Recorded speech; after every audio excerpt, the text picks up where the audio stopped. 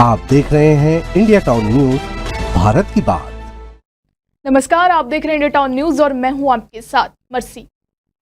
आज हम बात करेंगे छत्तीसगढ़ के बहुचर्चित सेक्स सीडी कांड के बारे में, जिसमें पूर्व मुख्यमंत्री भूपेश बघेल को बड़ी राहत मिली है। जी हां, 7 साल बाद सीबीआई की विशेष अदालत ने उन्हें सभी आरोपों से बरी कर दिया है। सीडी कांड क्या है, भूपेश बघेल का कैसे इस सीडी कांड में नाम आया, कितना उन्हें संघर्ष करना पड़ा और क्या है पूरा केस, सब बताएंगे विस्तार से। बने रहिए अंत तक।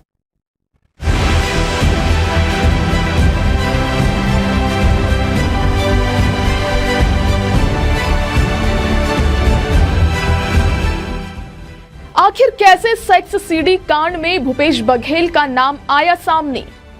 आखिर क्यों जारी हुआ भूपेश बघेल का गिरफ्तारी वारंट? भूपेश बघेल के प्लेटफॉर्म एक्स पोस्ट से मचा बवाल।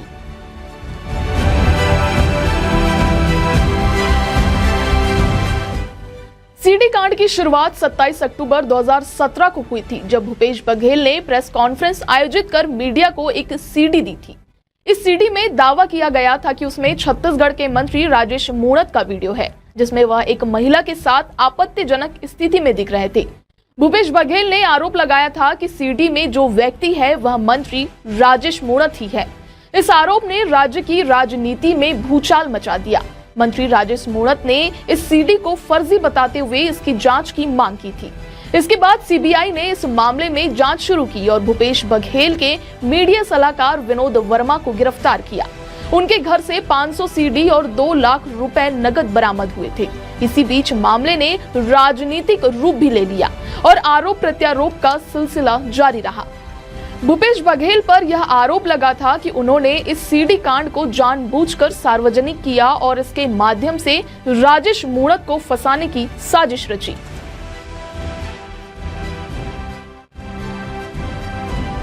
इस विवाद के बाद भूपेश बघेल को 2018 में गिरफ्तार कर लिया गया था और उन्हें 14 दिन के न्यायिक रिमांड पर जेल भेजा गया था।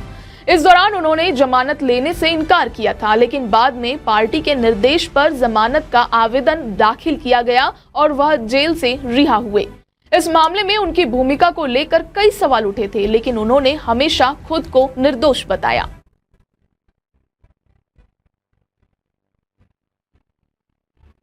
सीडी कांड की जांच सीबीआई ने की थी। मंगलवार को विशेष अदालत में इस केस की सुनवाई हुई, जिसमें सीबीआई ने भूपेश बघेल के खिलाफ कोई ठोस सबूत पेश नहीं किया। अदालत ने सीबीआई के तर्कों को नकारते हुए यह कहा कि भूपेश बघेल के खिलाफ कोई पुख्ता साक्ष्य नहीं है और उनके खिलाफ मुकदमा चलाने का कोई आधार नहीं है। इसके बाद अदालत ने उन्हें बरी कर दिया। बघेल के वकील ने अदालत में दलील दी कि उनके मुवक्किल ने ना तो सीडी बनाई थी और ना ही उसे वितरित किया था।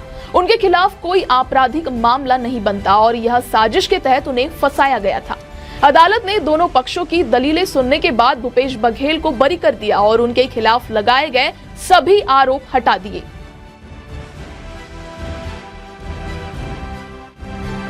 अदालत के फैसले के बाद भूपेश बघेल ने सोशल मीडिया प्लेटफॉर्म एक्स पर पोस्ट करते हुए लिखा, सत्यमेव जयते, जो उनके लिए न्याय की जीत का प्रतीक बन गया। उन्होंने यह भी कहा कि फैसला सत्य की जीत है और न्यायालय ने यह साबित कर दिया कि उनके खिलाफ लगाए गए आरोप पूरी तरह से बेबुनियाद थे।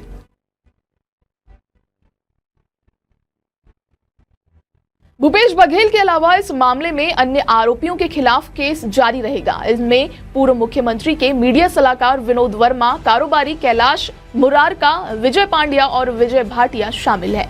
इन आरोपियों की अगली सुनवाई 4 अप्रैल को होगी। हालांकि एक अन्य आरोपी रिंकू खनूजा की मौत हो चुकी है और उनकी गवाही भी मामले में अहम भूमिका निभा रही है।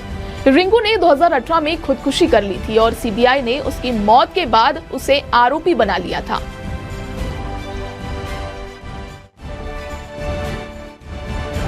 सीबीआई ने अदालत में यह दावा किया था कि उनके पास डिजिटल सबूत है, लेकिन अदालत ने इन सबूतों को पर्याप्त नहीं माना।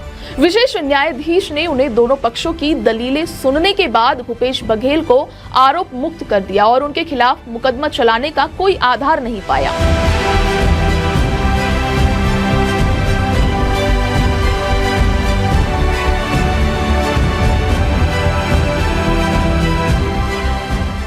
इस फैसले के बाद भूपेश बघेल को बड़ी राहत मिली है और यह मामला एक बार फिर से राज्य की राजनीति में चर्चा का विषय बन गया है। हालांकि इस कांड में अन्य आरोपियों पर केस जारी रहेगा और इसका फैसला 4 अप्रैल को आएगा। इस मामले से जुड़ी हर अपडेट्स हम आप तक पहुंचाएंगे। तब तक के लिए आप देखते रहिए इंडिया टाउन न्यूज, भारत की बात। आप देख रहे हैं इंडिया टाउन न्यूज, भारत की बात।